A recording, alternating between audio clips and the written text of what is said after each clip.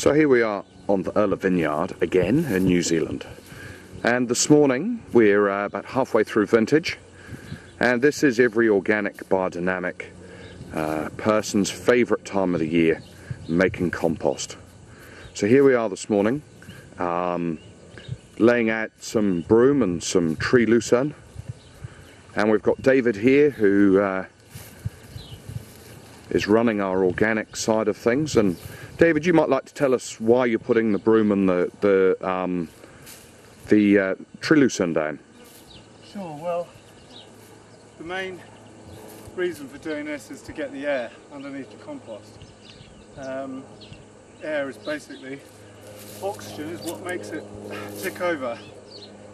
And this, because you've got these big branches here, allows all the air to get in underneath, and with some straw on top of some of the levels, all that air comes in and makes it breathe and work and make its process perfect.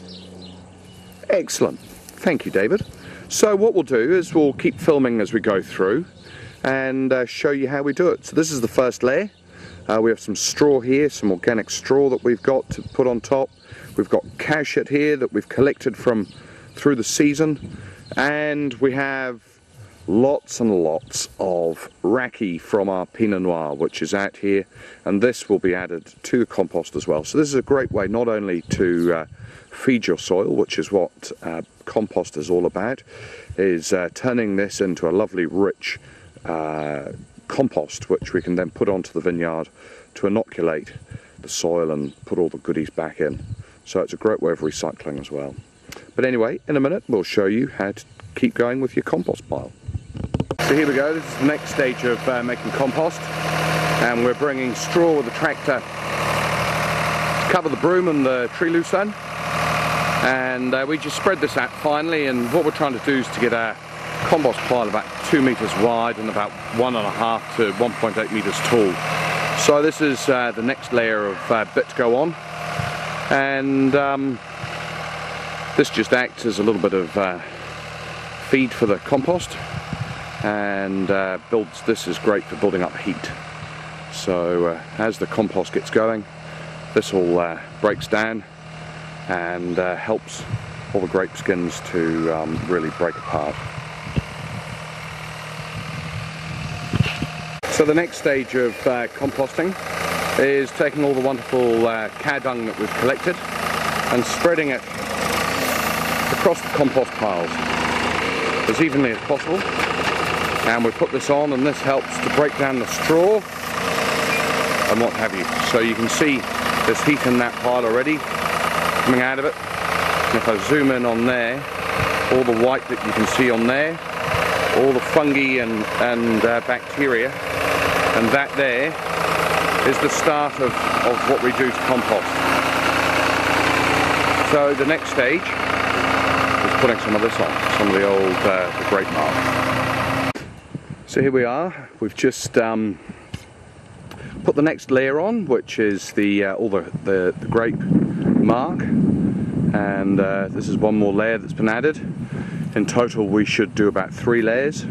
So on top of this there will be another layer of straw, then another layer of cow muck, and then another layer of grapes.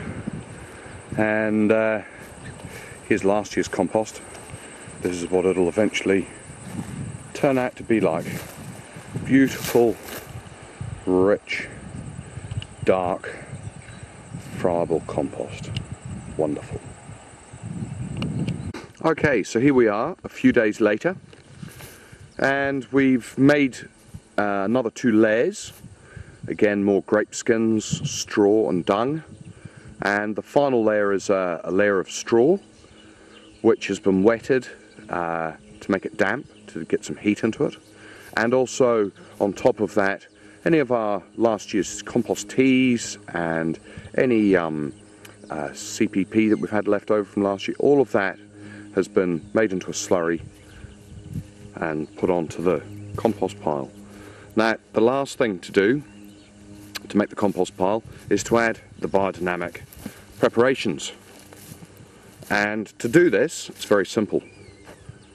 You make what looks like a beef burger out of dung and last year's compost, and into each of these balls you insert the biodynamic preparations, 502 to 506. Yeah, these are 502 that I'm putting in now.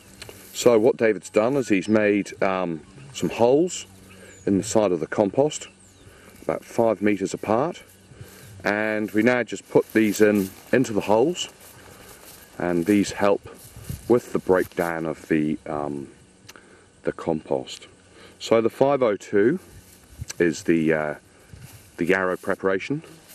The 503, which we'll insert in a minute, is the chamomile preparation. Stingy nettle is 504. Oak bark is 505. And the last one is dandelion, which is 506. We also put valerian on, which we'll put on in a minute, but that goes on a slightly different technique. We don't do it like this. And so all of these various preparations are used for different things.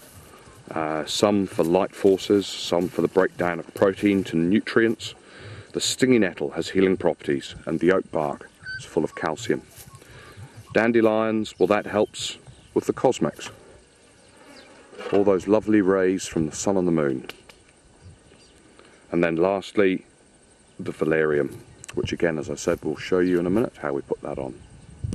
So here we are. This is David now putting in preparation 507, which is the valerian, and this has been mixed with beautiful rainwater out of our dam, and it's quite simply just mixed in the water and poured into the compost pile. That looks a bit rude. So there he is, pouring it in. And then the last thing to do is to very gently flick the valerian onto the entire compost pile. And this is done quite simply by having the valerian in a bucket like this.